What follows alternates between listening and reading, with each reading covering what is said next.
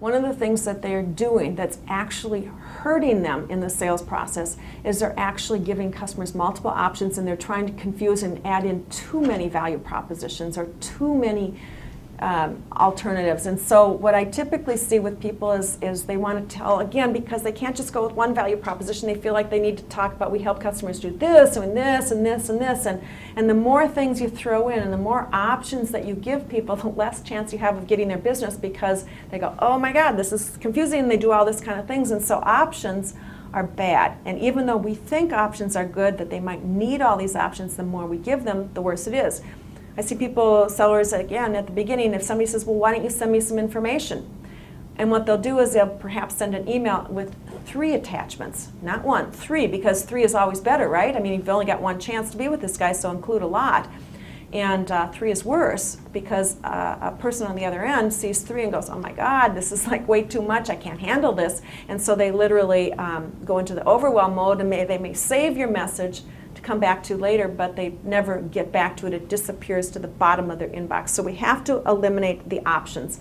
And we need to think, what do they really need? They need us to bring them those ideas and insights and information that's going to help them get to their business.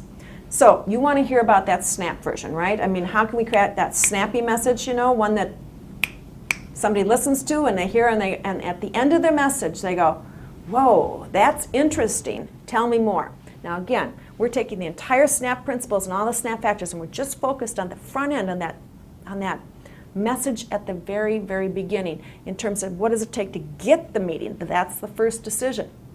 And we have to bring all this stuff that I've talked about now into the messaging.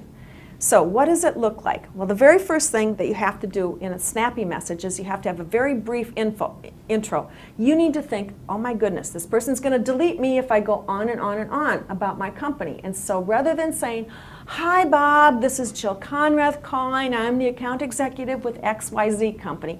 Chop, chop, chop, let's get right to the point. Bob, Jill Conrath calling. Wow, chop that off, huh? You see how that's so much more condensed than it was before?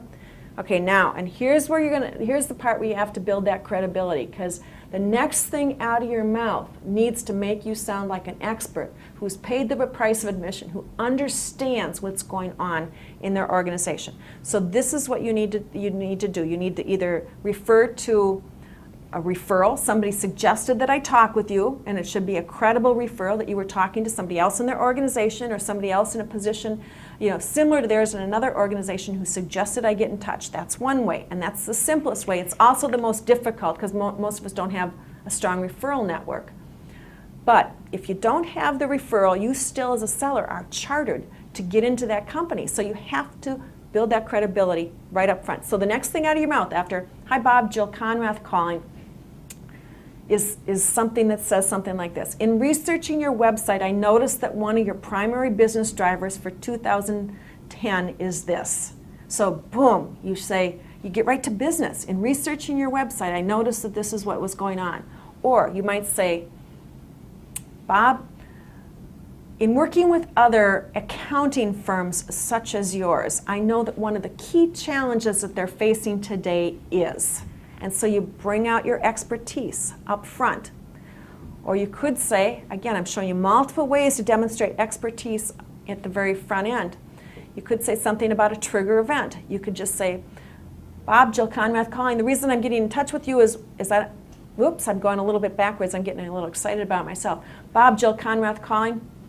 I don't know if you're aware of it, but the federal government just passed some legislation on this particular topic. I suspect it'll have an impact on what you're doing in this area. And so you bring in that information that shows that you are fundamentally different from every seller out there. In fact, by the way, the person on the other end of the phone doesn't know that you're selling stuff. You sound like a business person, not a salesperson. And then after the credibility statement, the messaging that you use to build that credibility, then you get into the meat. And in the meat, what you talk about are the problems that people are struggling with. We work with companies who are struggling with issues such as this, such as trying to reduce time to market on new product introductions, or we work with companies who want to achieve something. So we work with companies who are working to shorten time to revenue on new product introductions, and then you throw in a value proposition if you have it, and then you say, one of our recent clients another accounting firm like yours was able to land 3 Fortune 100 clients in just 6 months after working with us. And so what your goal is that the person on the other end of the line will go, whoa, that's interesting, tell me more. So everything has got to be pulled together into that small amount of space to bring the person together. And finally you close as if you're a peer, not that you're somebody who's hoping to get on their schedule, but somebody who literally